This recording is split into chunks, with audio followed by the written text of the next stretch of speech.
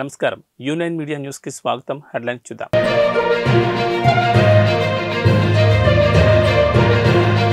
Clarity ఇచ్చేసిన MP లావు శ్రీకృష్ణదేవరాయలు చంద్రబాబు సమక్షంలో టీడీపీలో చేరుతున్నట్లు లేఖ.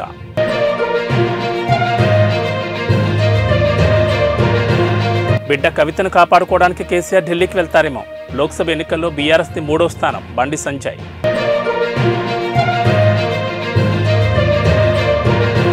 రష్యా ఆర్మీలో ఉన్న మన వాళ్ళను స్వదేశానికి తీసుకొస్తాం భారత విదేశాంగ శాఖ.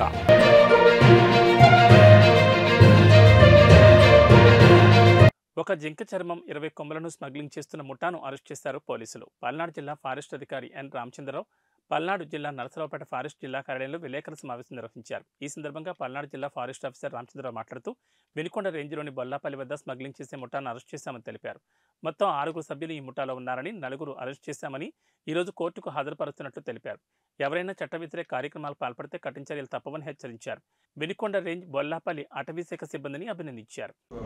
అఫెన్స్ కేసుని సక్సెస్ఫుల్గా హ్యాండిల్ చేసి అక్యూజ్ని పట్టుకున్నటువంటి వినుకొండ రేంజ్ సిబ్బందిని పల్నాడు అటవీ శాఖ అభినందిస్తుంది. ముఖ్యంగా forest range officer Vinukonda Syed Hussain, అలాగే deputy range officer Bollapalli Surendra, అలాగే forest beat officer Bollapalli Ramakrishna, అలాగే ఒక స్పెషల్ టీమ్ కన్స్టిట్యూట్ చేసాం. అందులో భాగమైనటువంటి section officer Ramana, beat officer Ganesh, వీరందరినీ కూడా అటవీ శాఖ పల్నాడు అటవీ శాఖ అభినందిస్తుంది. ఇలాగే ముందు కూడా అటవీ శాఖ పరిధిలో పల్నాడు అటవీ ప్రాంతాల్లో ఎక్కడా కూడా వైల్డ్ లైఫ్ అఫెన్సెస్ జరగకూడదు. ఒకవేళ జరిగిన ఇమీడియట్గా యాక్షన్ తీసుకుంటే that will act as a deterrent. మిగతా వాళ్ళు ఎవరు కూడా ఇలాంటి అఫెన్స్లో ఇన్వాల్వ్ అవ్వకుండా ఉంటారు. నేను N Ramachandra Rao, district forest officer Palnadu. ఈ నెల 22వ తారీఖున మాకు అందినటువంటి క్రెడిబుల్ ఇన్ఫర్మేషన్ బేస్ చేసుకుని మేము బొల్లాపల్లి పరిసర అటవీ ప్రాంతాల్లో ఈ చుక్కల దుప్పి స్పాటెడ్ డీర్ చర్మం, అలాగే ఒక 20 స్పాటెడ్ డీర్ యాంట్లర్స్ కొమ్ములు, ఇవి కొంతమంది స్మగిల్ చేయడానికి ప్రయత్నిస్తున్నారన్న ఇన్ఫర్మేషన్ తోటి అటవీ శాఖ వెంటనే అలర్ట్ అయింది. బొల్లాపల్లి గ్రామం వినుకొండ రేంజ్ పరిధిలో వస్తుంది. So Vinukonda forest range officer అలాగే వారి సిబ్బంది స్పెషల్ టీమ్ ఫామ్ చేసి పూర్తిగా అక్కడ గస్తీ పెట్టడం జరిగింది. సో 22nd నైట్ మాకు కొంత ఇన్ఫర్మేషన్ వచ్చింది. కొంతమంది సస్పెక్ట్స్ని ఐడెంటిఫై చేయడం జరిగింది. అలాగే 23rd కూడా థరోగా ఫీల్డ్లో ఎంక్వైరీ చేయడం జరిగింది. ఫైనల్గా 24th నిన్న మాకు 4 అక్యూజ్డ్ మేము కస్టడీలోకి తీసుకోవడం జరిగింది. ఇంకొక 2 అబ్స్కాండింగ్లో ఉన్నారు, దే ఆర్ అట్ లార్జ్, పరారీలో ఉన్నారు. సో మొత్తం 6 అక్యూజ్ని ఈ చుక్కల దుప్పి చర్మం అలాగే ఒక 20 కొమ్ములు ఇల్లీగల్ ట్రేడ్లో వాళ్ళు ఇన్వాల్వ్ అయి ఉన్నారు, హంటింగ్లో ఇన్వాల్వ్ అయి ఉన్నారు. సో ఇది వైల్డ్ లైఫ్ ప్రొటెక్షన్ యాక్ట్ 1972 కింద నేరం. కేంద్ర రాష్ట్ర ప్రభుత్వాలు దళితులను విస్మరిస్తున్నాయని, దళితుల మనుగడ హక్కుల కోసం బలమైన పోరాటాలు చేయాలని ఆంధ్ర మాల మహానాడు వ్యవస్థాపకులు అధ్యక్షుడు చిద్దాంతుల కొండబాబు పేర్కొన్నారు. డాక్టర్ బిఆర్ అంబేద్కర్ రచించిన రాజ్యాంగాన్ని పరిరక్షించుకోవాల్సిన బాధ్యత ప్రతి ఒక్కరిపైన ఉందన్నారు. కేంద్రంలో బీజేపీ ప్రభుత్వం ఏర్పడిన తర్వాత దళితుల సంక్షేమం కోసం పాలకులు ఏమాత్రం పట్టించుకోవడం లేదని, సామాజిక భద్రత కరువైందని, దళితులకు రాజ్యాంగం కల్పించిన హక్కులు కూడా అణిచివేయాలని చూస్తోందని దళిత నాయకులు లింగం శివప్రసాద్, పిల్లి శివ, భీమారావు, రామేశ్వరరావు, చెంగల్రావు ఆందోళన వ్యక్తం చేశారు. కాకినాడ సూర్యకళ మందిరంలో రాజ్యాంగమే దళితుల ఎజెండా సభను నిర్వహించారు. ఈ సందర్భంగా ఆయన మాట్లాడుతూ అణగారిన కులాల హక్కులను, సంక్షేమాన్ని ప్రోత్సహిస్తున్న భారత రాజ్యాంగాన్ని కాపాడుకోవాల్సిన బాధ్యత ఏర్పడిందని, దళితులపై అఘాయిత్యాల సంఖ్య ముఖ్యంగా బీజేపీ పాలిత రాష్ట్రాల్లో ఎక్కువగా పెరుగుతున్నాయని, అనేక రాష్ట్రాల్లో నీటికి వారికి తలదాచుకునేందుకు కనీస నివాసం, ప్రాథమిక సౌకర్యాలు అందుబాటులో లేవని, దళితుల సాధికారత అభివృద్ధి కోసం ఉద్యమాలు తీవ్రతరం చేయాలని వారన్నారు.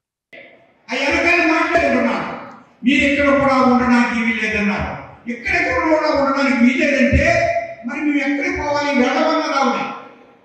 కొడుకు కూతురు తల్లి అక్కడే ఉన్నారు, 2 కూతురు. అయితే ఇప్పుడు ఏమి చేశారంటాడు, ఆవిడని వినండి, అమ్మని మీరు వినండి, మీరు ఖాళీ చేయాలని చెప్తుంటే ఆవిడ జుట్టట్టుకుని పైకి లాక్కొచ్చారు. జుట్టట్టుకుని పైకి వచ్చి చీర ఇప్పేసి జాకెట్ ఇప్పేసి ఊరంతా ఊరేగించి అక్కడ పడుకోబెట్టి ఆయన ఈవిని ఎవడ రేపు చేస్తాడో చూడండి అన్న. అందులో 5 ఎస్టీస్ దారుణం కదా. ఎండానికి ఏమైనా ఉందా? కూతురు లాక్కొచ్చారు, బట్టింపేశారు, ఈవిని పడుకోబెట్టారు, ఊరంతా ఈవిని ఎవరు రేపు చేస్తారన్న. ఎస్సీ ఎస్టీ బీసీ మైనార్టీ ముస్లిం క్రైస్తవుల మీద దాడులు జరుపుతూ అందులో రాజ్యాంగంలో పొందుపరిచిన హక్కులను కాలరాస్తుంటే చూస్తూ ఊరుకోము. తస్మాత్ జాగ్రత్త. ఎక్కడి నుంచైనా సరే మన ఆంధ్రప్రదేశ్లో ఉన్నటువంటి ఎస్సీ ఎస్టీ బీసీ మైనార్టీలందరూ కూడా కలిసి ఐక్యంగాను పోరాటం చేయాలని, భారత రాజ్యాంగంలో కల్పించిన ప్రతి హక్కును కూడా మనం ఆస్వాదించుకోవాలి. ఎందుకంటే భారత రాజ్యాంగం లేకపోతే ఈ దేశం లేదు. భారత రాజ్యాంగం లేకపోతే ఈ యొక్క దేశంలో ప్రజాస్వామ్య విధానం లేదు. భారత రాజ్యాంగం లేకపోతే ఈ దేశంలో ఉన్న ఎస్సీ ఎస్టీ బీసీ మైనార్టీ కులాలతో పాటు అగ్ర కులాల్లో వెనుకబడిన వాళ్ళ యొక్క మనుగడ కూడా లేదనేటువంటి నాకు సత్యం. అటువంటి భారత రాజ్యాంగం యొక్క చట్టాలు తెలియజేసేటువంటి మహాసభ ఇది. సామాన్యులకు అందాల్సిన నాణ్యమైన విద్య, వైద్య, న్యాయం అందించడంలో వైకాపా ప్రభుత్వం విఫలమైందని పిఠాపురం నియోజకవర్గ జనసేన నాయకులు శ్రీ విష్ణు హాస్పిటల్ అధినేత డాక్టర్ పిల్లా శ్రీధర్ అన్నారు. బుధవారం పిఠాపురం మండలం కోలంక గ్రామంలో ఆయన ఉచిత మెగా వైద్య శిబిరాన్ని నిర్వహించారు. ఈ కార్యక్రమానికి పిఠాపురం జనసేన పార్టీ ఇన్ఛార్జ్ తంగెళ్ల ఉదయ్ శ్రీనివాస్ ముఖ్య అతిథిగా పాల్గొన్నారు.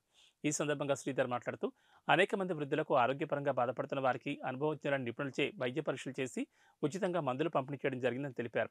ప్రజలకు తామే ఎప్పుడూ అందుబాటులో ఉంటామని, ఎన్నికలతో సంబంధం లేకుండా ఉచిత వైద్య శిబిరాలు మరెన్నో నిర్వహిస్తామని అన్నారు. జనసేన అధినేత పవన్ కళ్యాణ్ స్ఫూర్తితో గతంలో అనేక వైద్య శిబిరాలు నిర్వహించామని, రాబోయే రోజుల్లో ప్రజలకు మరింత సేవలు చేయడంలో ముందుంటామని తెలిపారు. ఎప్పుడు చెప్తా ఉంటారు, పేదవాడికి అందాల్సింది ఉచిత నాణ్యమైన విద్య, నాణ్యమైన వైద్యం, న్యాయం కూడా అందాల్సిన పరిస్థితి ఉంది.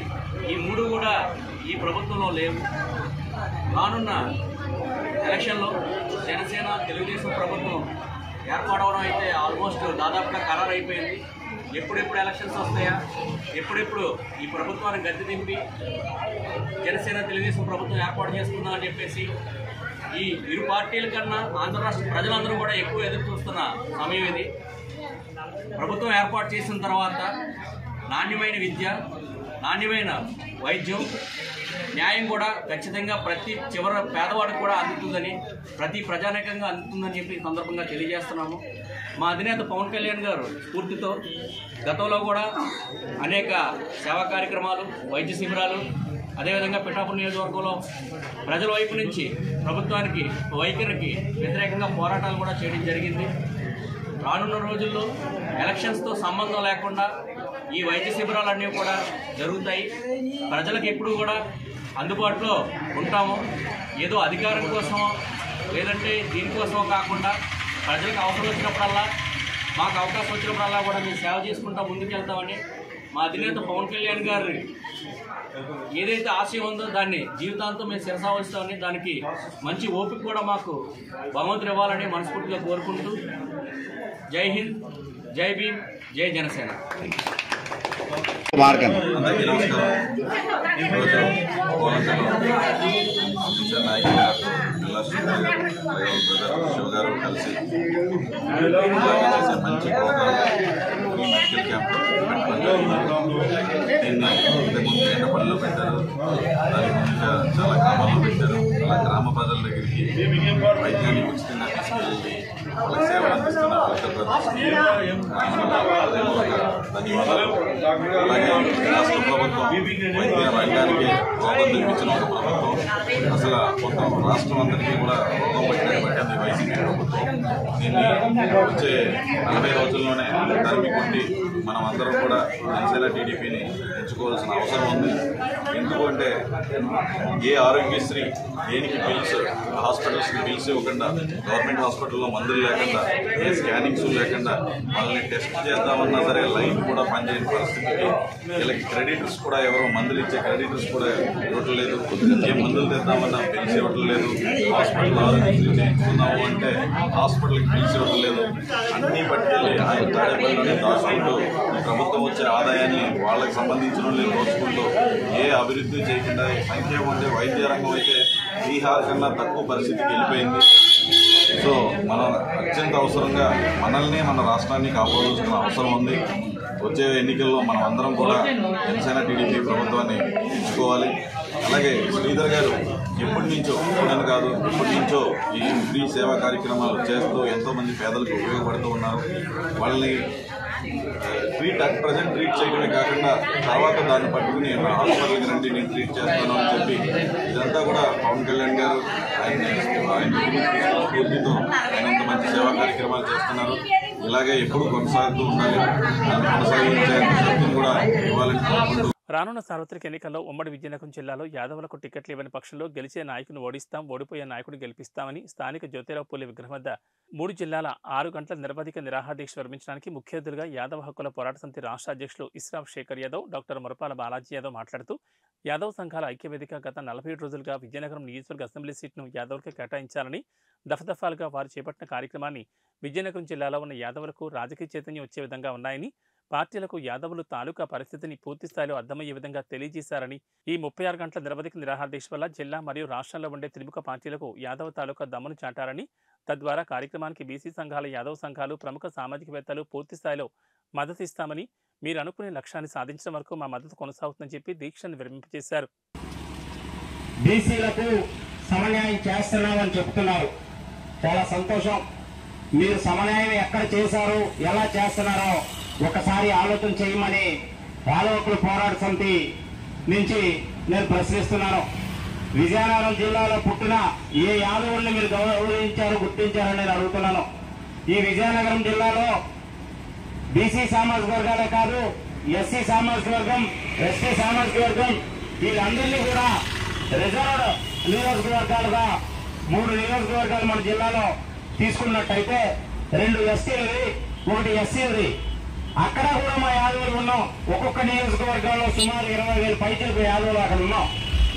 అలాగే మిగతా నియోజకవర్గాల్లో చూసుకున్నట్టయితే రాబోయే రోజుల్లో ఈ రాజకీయంగా యాదవులకి ఈసారి విజయనగరం జిల్లాలో శాసనసభ సీట్లను కేటాయించకపోయినట్టయితే యాదవులు ఇండిపెండెంట్ గా కూడా పోటీ చేసి గెలిచే వాడిని వాడిస్తారు, ఓడిపోతారని వాడిని గెలిపిస్తారని మీ అందరికీ నేను హెచ్చరిస్తున్నాను.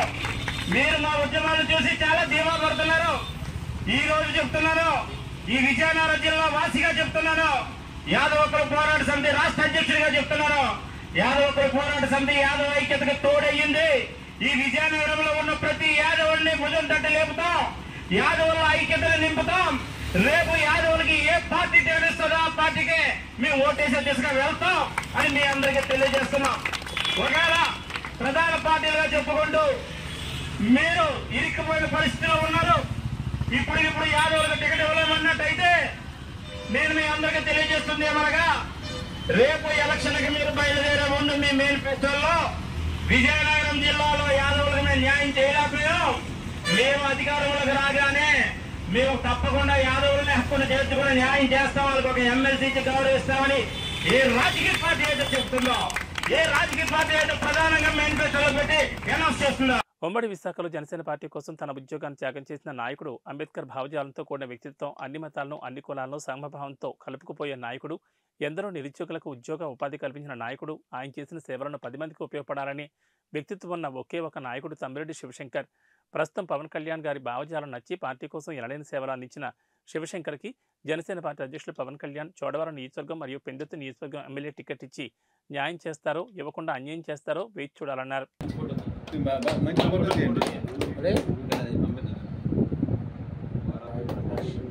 విజయనగరం జిల్లా పత్వలస చాలా చిన్న గ్రామం అండి. చిన్నప్పటి నుంచి కూడా నా దగ్గరే శిష్యర్కం చేశాడు. ఈరోజు బంగ్లాదేశ్లో జరిగిన ప్రపంచ దేశాల టైక్వాండో ఛాంపియన్షిప్ పోటీల్లో మన తెలుగోడి సత్తా చూపించి అక్కడ మన భారతదేశానికి ఒక పథకాన్ని, కాంస్య పథకాన్ని తీసుకొచ్చాడు. దురదృష్టం ఏంటంటే యాక్చువల్గా బంగారు పథకమే రావాలి, అక్కడ ఫుడ్ హ్యాబిట్స్ ఇంటి వల్ల కొంచెం ఇబ్బంది పడి అబ్బాయి కొంచెం డౌన్ అయ్యాడు. ఏదేమైనా పథకం వచ్చాడు. నెక్స్ట్ కూడా అలాగే ఈరోజు మా తమ్మిరెడ్డి శివశంకర్ రావు గారి దగ్గర తీసుకొచ్చి మొట్టమొదటిగా ఈ యొక్క పథకాన్ని, ఈ సర్టిఫికేట్ని అందజేయడం జరిగింది. ఎందుకంటే తమ్మిరెడ్డి శివశంకర్ రావు గారు ఆయన మన విశాఖపట్నంలో ఈ మార్షల్ అంటే రెజ్లింగ్, ఈ జూడో, ఈ టైక్వాండో, బాక్సింగ్ వీటికి ఆయన చేసిన ఫైనాన్షియల్ సపోర్టు ఒకటి.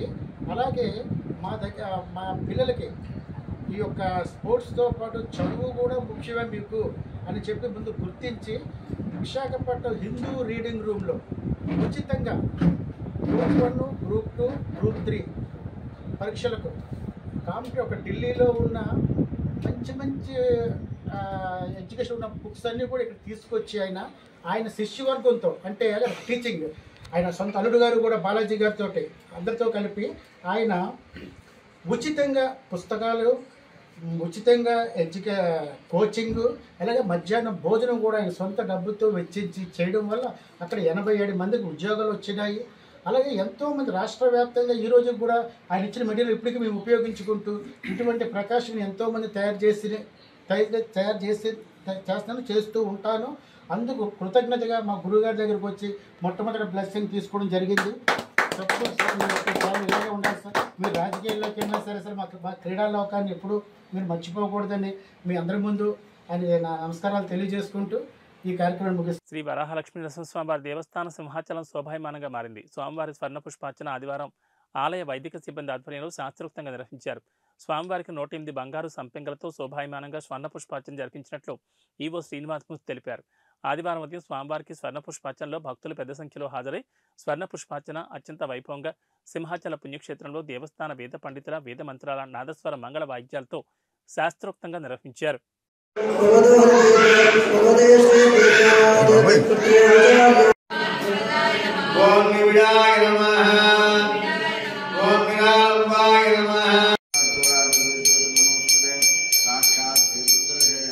విశాఖ ఉత్తర నియోజకవర్గం 53వ వార్డు నరేంద్రనగర్ వద్ద 50 లక్షల రూపాయల వ్యయంతో 2 అంతస్తుల నూతన సామాజిక భవన నిర్మాణానికి సంబంధించి శంకుస్థాపన కార్యక్రమాన్ని 53వ వార్డు కార్పొరేటర్ బర్కత్ అలీ ఆధ్వర్యంలో జరిగింది. ఈ కార్యక్రమంలో ముఖ్య అతిథిగా విశాఖ ఉత్తర నియోజకవర్గ సమన్వయకర్త రాష్ట్ర నెట్కాప్ చైర్మన్ కేకే రాజ్ పాల్గొని కొబ్బరికాయ కొట్టి శంకుస్థాపన చేశారు.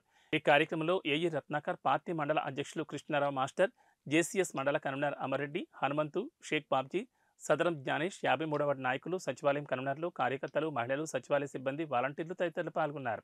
ముఖ్యమంత్రి వైఎస్ జగన్మోహన్ రెడ్డి గారి ఆదేశాల మేరకు ఎప్పటికప్పుడు ప్రజాక్షేత్రంలో పర్యటించి ప్రజల యొక్క అభిప్రాయాలని ప్రజల దగ్గర నుంచి సమస్యలుగా విజ్ఞప్తులు కూడా స్వీకరించి ప్రజాభిప్రాయాన్ని గౌరవించి ప్రజలకు మెరుగైన జీవన ప్రమాణాలు కల్పించాలనేది గౌరవ ముఖ్యమంత్రి జగన్మోహన్ రెడ్డి గారి యొక్క ఆదేశం.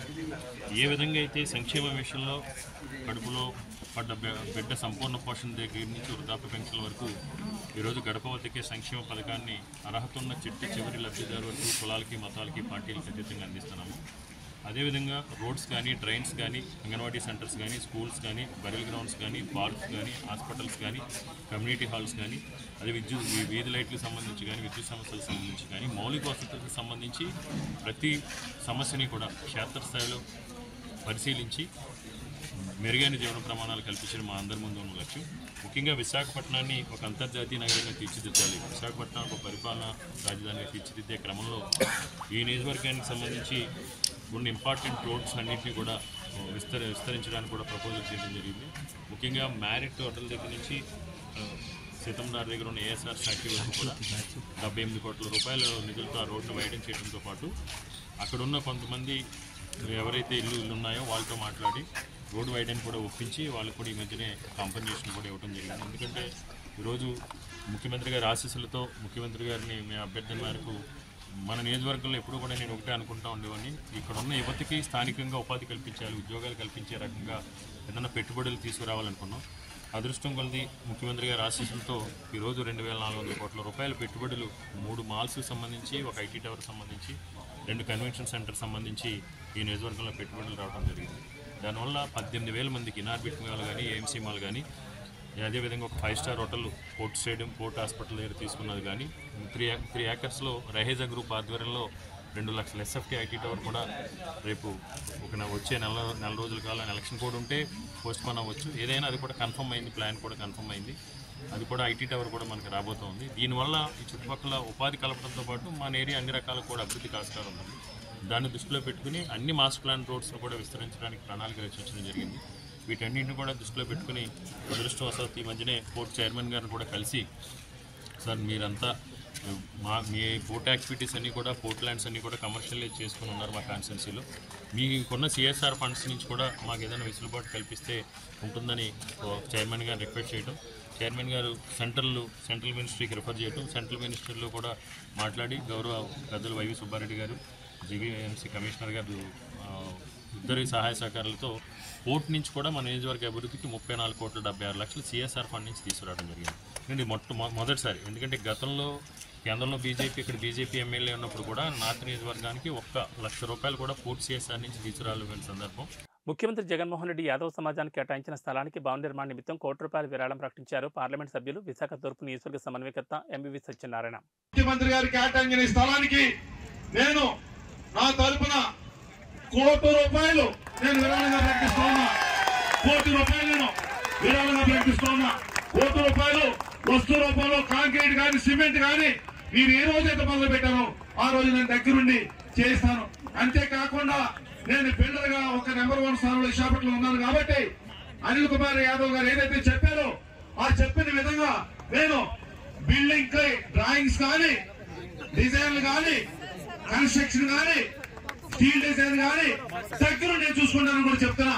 నాకున్న అనుభవంతో ఉపయోగించి ఆర్కిటెక్ట్ పెట్టి దానికి కావాల్సిన డిజైన్ చేయించి రాష్ట్రంలోనే ఒక అత్యున్నతమైన మంచి క్వాలిటీగా మంచి మార్గదర్శి మండల దివ్యాంగుల సమాఖ్య ఆధ్వర్యంలో కర్నూలు జిల్లా వెల్దుర్తిలో విలేకరుల సమావేశం నిర్వహించారు. ఈ సందర్భంగా ఆ సమాఖ్య అధ్యక్షుడు రామగడ్డయ్య, ఉపాధ్యక్షుడు శ్రీరాములు, దివ్యాంగుల సంఘాల జేఏసీ కార్యనిర్వాహక కార్యదర్శి శివశంకర్ మాట్లాడుతూ ఆదర్శ జిల్లా వికలాంగుల సమాఖ్య జిల్లా జాయింట్ యాక్షన్ కమిటీ ఆధ్వర్యంలో ప్రస్తుత రాజకీయ పార్టీలు దివ్యాంగుల హక్కుల చట్టాలు, రాయితీలు, రిజర్వేషన్ల అమలు, సంక్షేమానికి సంబంధించిన అంశాలను వారి మేనిఫెస్టోలో ప్రకటించి అమలు చేయాలని ఈ నెల 29వ తేదీ గురువారం నాడు కర్నూలు ఎస్టీబీసీ గ్రౌండ్ నందు దివ్యాంగులంతా తమ వాణిని వినిపించేందుకు సింహగర్జన కార్యక్రమాన్ని నిర్వహిస్తున్నామని పేర్కొన్నారు.